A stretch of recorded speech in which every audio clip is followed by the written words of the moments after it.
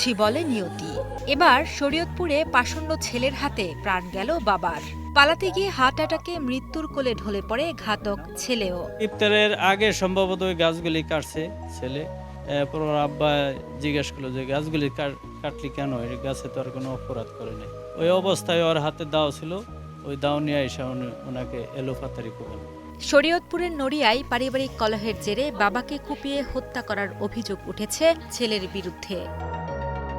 গত ২৩ মার্চ রাতে উপজেলার মুক্তারেরচর ইউনিয়নে ঘটে লোমহর্ষক এই ঘটনা। এদিকে ঘাতক রুবেলের বোন হুমেলা জানান, তার বাবা মকবুল হোসেন মোল্লার সাথে তার ভাইয়ের কোনো দ্বন্দ্ব ছিল না। ফোন দিছে পরে শুনছি যে আব্বুরে কোবাইছে।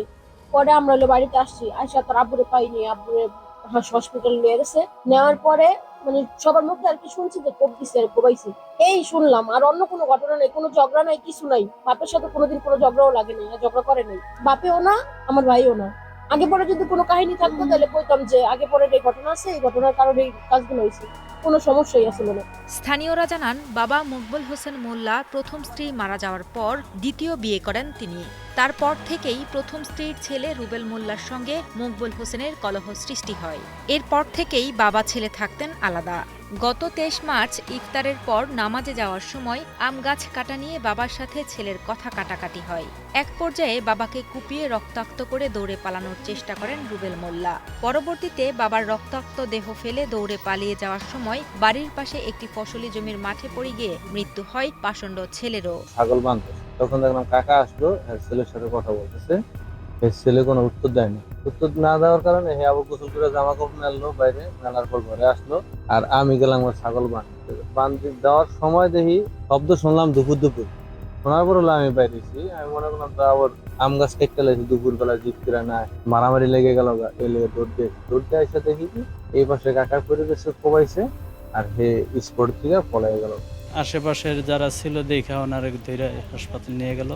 এরপরে ওই ঘরে ঢুকছে, ঢুইকার সম্ভবত ওই যে তালা মারছে, তালা মাইরা খালি গায়ে ওদিকে দৌড় দিছে। সম্ভবত ওই যে ক্ষেতের ভিতরে আমরা এসে দেখলাম লাশ পড়ে রয়েছে।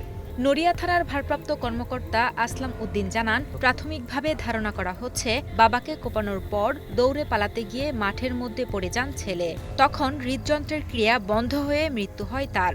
বাবা ও ছেলের লাশ উদ্ধার করে ময়নাতদন্তের জন্য শরীয়তপুর সদর হাসপাতালের মর্গে পাঠানো হয়। এ বিষয়ে তদন্ত করা হচ্ছে।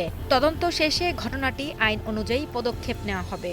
ছেলে রুবেল মোল্লা ৩৫, পারিবারিক কলহের জের ধরে তার বাবাকে কুপিয়ে জখম করে, এতে সে গুরুতর রক্তাক্ত জখম হয়। স্থানীয় লোকজন তাকে ধরে হাসপাতাল নিয়ে গেলে সেখানে সে মারা যায়। ছেলে বাবাকে কুপিয়ে পালিয়ে যাওয়ার সময় মাঠের মধ্যে পড়ে যায়, ওখানে সে মৃত্যুবরণ করে। আমরা ধারণা করছি হয়তো স্ট্রোক করে মারা যেতে পারে। তবু আমরা সুরতাল করেছি, লাশ পোস্টমর্টমের জন্য পাঠাবো। পরবর্তীতে রিপোর্টের ভিত্তিতে এবার তদন্ত সাপেক্ষে আইনগত ব্যবস্থা নিব।